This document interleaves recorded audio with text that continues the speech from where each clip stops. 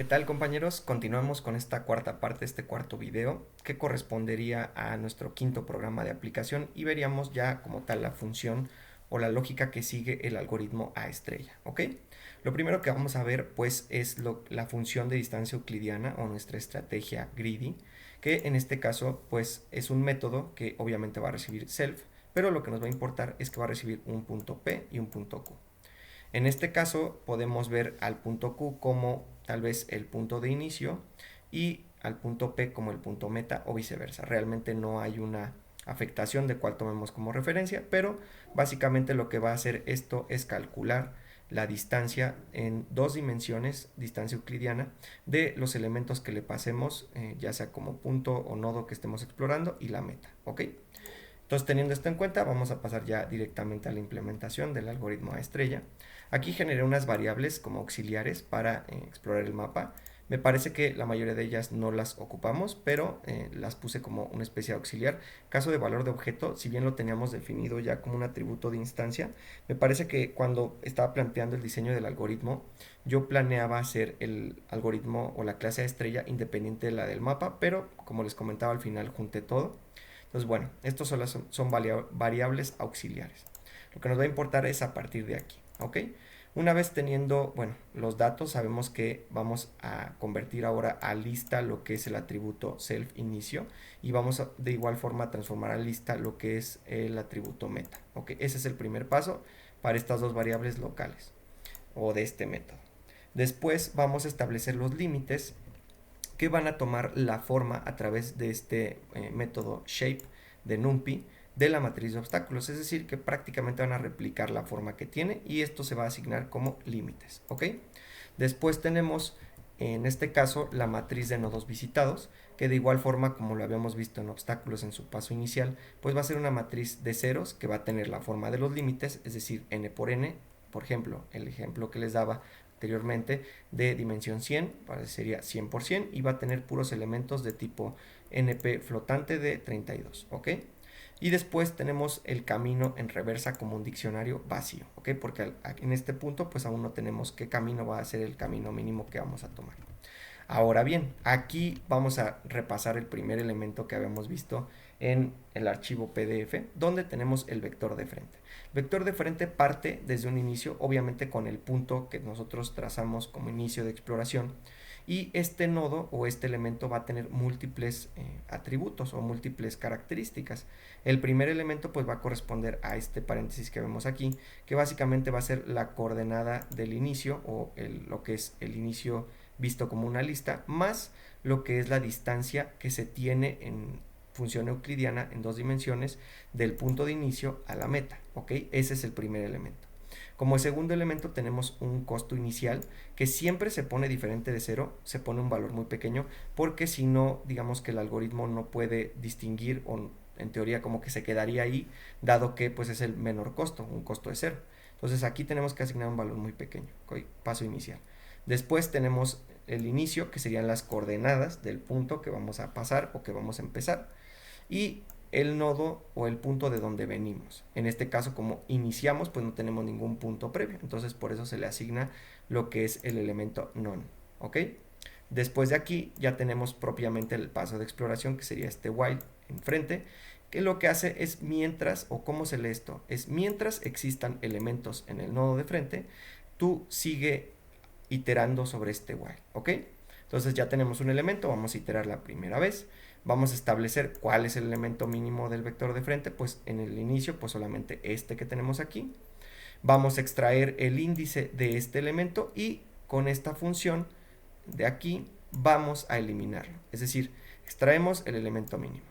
Extraemos el índice del elemento mínimo, es decir, en qué posición de este vector de frente se encuentra, y una vez teniéndolo, lo borramos. ¿Por qué lo vamos a borrar?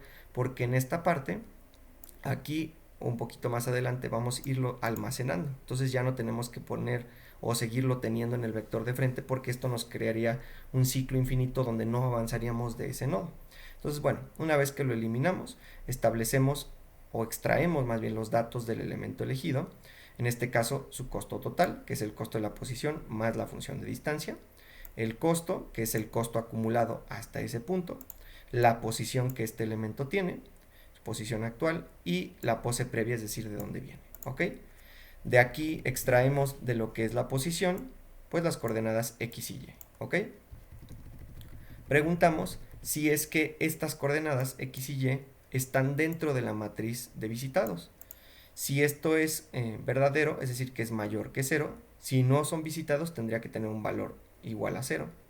Entonces, si este elemento pues no fue visitado, entonces no cumplimos esta condición y continuamos con esta parte. Si esto es, o esta condición sí es válida, es decir, que entramos dentro del if, pues establece un continuo, y lo que hace el continuo es saltarnos todo este elemento y repetir otra vez este proceso de aquí, ¿ok? Pero bueno, suponemos que este elemento no está dentro de los nodos visitados para continuar con la iteración. Entonces, inmediatamente asignamos esa posición que acabamos de extraer con el costo. Es decir, ahora sí, ya una vez que no están visitados, pues ahora sí le ponemos, ahora sí te vamos a visitar, te asignamos este costo, ¿ok? Y aquí era lo que les decía, en camino reversa, pues vamos a colocar la posición X y Y de esta pose previa, es decir, del punto donde partimos, para que ya una vez que lo borramos el elemento, pues lo tengamos guardado en camino reversa, ¿ok? Con posición X y Y. Después lo que hacemos es preguntar si esa posición es la meta, es decir, la posición en X y la posición en Y son iguales a la meta que nosotros estamos buscando en X y en Y. Si ese es el caso, aplicamos un break, salimos del while infinito y continuamos con la parte inferior del código. Si no es verdadero, pues continuamos con esta parte y es la exploración en cada movimiento. Esto sería más o menos lo que hace Dijkstra en su funcionamiento. En este caso tenemos un dx, dy, delta costo. Estos elementos son tres, digamos, elementos internos que vienen de cada uno de los movimientos. Si nosotros recordábamos, vamos a regresar brevemente aquí. Cada uno de los elementos de movimiento tiene tres elementos, lo que es de X, de Y y el costo, ¿ok? O el delta costo, que es el costo de trasladarte a través de ese movimiento. Entonces, teniendo esto en cuenta, vamos a probar por cada uno de estos movimientos que tengamos, como saben son 8, y vamos a establecer la nueva X y nueva Y, que va a ser la X que teníamos, la posición de donde estábamos, más ese movimiento en X, la posición que teníamos en Y, más ese pequeño movimiento en Y, ¿ok? Preguntamos, primeramente, pues si una vez moviéndonos de aquí, nos salimos de la matriz de exploración, que es lo que nos va a importar. Si nos salimos, pues no nos importa seguir explorando en esa dirección. Entonces, esto lo preguntamos en esta condición. Si la nueva X está dentro de los límites y la nueva Y está dentro de los límites, pues continúa. Entonces, una vez haciendo esto, nuestra nueva pose pues va a formar parte esta nueva X y esta nueva Y. El nuevo costo que vamos a tener pues va a ser el costo que teníamos anteriormente más el costo del movimiento que acabamos de hacer. El nuevo costo total pues va a ser este costo que teníamos aquí, el costo digamos acumulado del simple movimiento, más la función de distancia de esta nueva posición hacia la meta, ¿ok? Teniendo esto en cuenta, pues obviamente ya con esto preguntamos si en este caso el elemento que acabamos de movernos no está dentro de los nodos visitados, es decir, que son iguales a 0, y que no se encuentre, también importante, dentro de la matriz de obstáculos, es decir, que no esté dentro de nodos visitados y que no se encuentre dentro de los obstáculos, es decir, que no tenga un valor 255, y si es así, pues inmediatamente ese elemento lo vamos a agregar al nodo de frente, ¿ok? Y lo agregamos con un simple append, donde vamos a tener el nuevo costo total, el nuevo costo, es decir, el costo acumulado, la nueva posición y la posición donde veníamos, ¿ok? Y este proceso se va a repetir hasta que nosotros alcancemos la meta.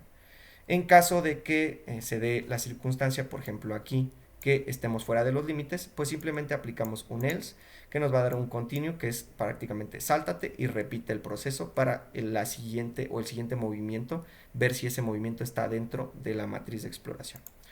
Una vez terminando esto, pues lo que vamos a generar o lo que nos va a importar es el camino mínimo. Generamos una variable auxiliar, camino, que va a ser una lista vacía, y volvemos a preguntar por cualquier cosa si la posición alcanzada en 0, la posición alcanzada en X y en Y es igual a la meta en X, a la meta en Y, y si esto es verdad, pues iteramos mientras existan elementos en posición, ¿ok? Aquí vamos a tener lo que es de camino, vamos a agregar esa posición, vamos a extraer X y Y de lo que es posición, y vamos ahora a asignar a posición lo que es el elemento de camino en reversa, ¿ok? Vamos a ir agregándolos cada uno de los elementos que vamos teniendo.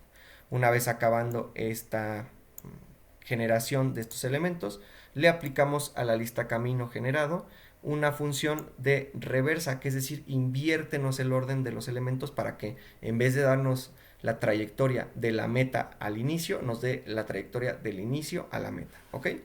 Y formamos otro atributo de instancia en este momento que va a ser camino fin, es el camino final. Este camino ya, digamos, reordenado. De esta función lo que vamos a regresar va a ser, o digamos, al método o a la clase, va a ser este atributo de instancia self camino y self visitados, ¿ok? Esto lo vamos a regresar porque pues queremos graficar, ¿no? Queremos saber dónde exploró y cuál fue la ruta que siguió el algoritmo. Esto lo vamos a hacer con este método que es graficar camino, donde tenemos pues este lista auxiliar de coordenadas de visitados, que básicamente va a ser iterar sobre todos los elementos que tiene la matriz de visitados, y si estos elementos son diferentes de 0, inmediatamente, es decir, diferente de 0 con este signo de admiración igual, vamos a admitirlos o colocarlos como elementos de estas coordenadas de visitados como X y Y, ¿ok? Después, en este caso, como teníamos el inicio no en forma de lista, volvemos a replicar el paso anterior, los transformamos en lista al inicio y a la meta, y ya procedemos a hacer la parte de la gráfica. Seguimos la misma estructura que los casos anteriores, un objeto figura de PLT figure, asignamos una subgráfica a X1, le ponemos una malla, le ponemos un título, un eje X, un eje Y, y aquí ya empezamos a graficar los elementos. Aquí en Scatter vamos a poner los elementos visitados en un color que me parece es color amarillo, si no mal recuerdo, déjenme revisar. Así es, color amarillo. Después tenemos los nodos de los objetos que los va a asignar, me parece, en color azul. Después tenemos el punto de inicio que va a estar en color negro, el punto de la meta en color rojo, y el camino que se trazó me parece que en color verde, si no mal recuerdo, déjenme revisar. Ah, no, lo va a respetar otra vez en azul, ¿ok? Entonces, pero como está dentro del área del color amarillo, pues se va a hacer notable, ¿ok? Y asignamos estos elementos que acabamos de tener en la subgráfica X1 a través del objeto figura a la figure canvas, esta interacción entre matplotlib y tkinter en la ventana root, y los ponemos en la posición 5, columna 0 con un span de 2 columnas, que es la posición que ya habíamos puesto para la gráfica o la parte gráfica inicial de la aplicación, ¿ok? Después vamos a generar una método que va a llamar a todos los métodos internos que tenemos para generar el mapa. Si se dan cuenta, es lo único que hace es establecer límites, establecer obstáculos, establecer inicio, que son todos los métodos que tenemos, y de aquí simplemente va a extraer lo que es el inicio, la meta y los objetos como las coordenadas de los objetos, ¿ok? Y de aquí lo que vamos a hacer es graficarlos. Digamos que en esta parte vamos a graficar todo junto con la trayectoria, y aquí solamente vamos a graficar los elementos, ya sean los objetos que acabamos de generar del mapa de exploración, su punto de inicio y su punto de meta, ¿ok? Es decir, que va a haber una parte 1 y una parte 2 de la gráfica. Mismo proceso, todos estos elementos los pasamos en el objeto figura a la ventana root, posición de fila 5, columna 0, span de dos columnas. Y finalmente, para simular, pues llamamos a una función auxiliar, un método auxiliar, disculpen, que va a ser solamente llamar a los métodos internos, a estrella y graficar camino, ¿ok? Pues sería todo, compañeros, de lo que es la lógica de este programa. En el siguiente video ya vamos a ejecutar la aplicación y vamos a ver cómo funciona de manera detenida. Ya saben, se me olvidó en el video pasado, pero ahora les recuerdo, denle like, compartan, suscríbanse, es completamente gratuito y ayudan bastante al canal para seguir creciendo y pues llegar a más público, y que en algún punto de este futuro cercano pues YouTube decida monetizar con nosotros, ¿no? También. Entonces, nos vemos en el siguiente video.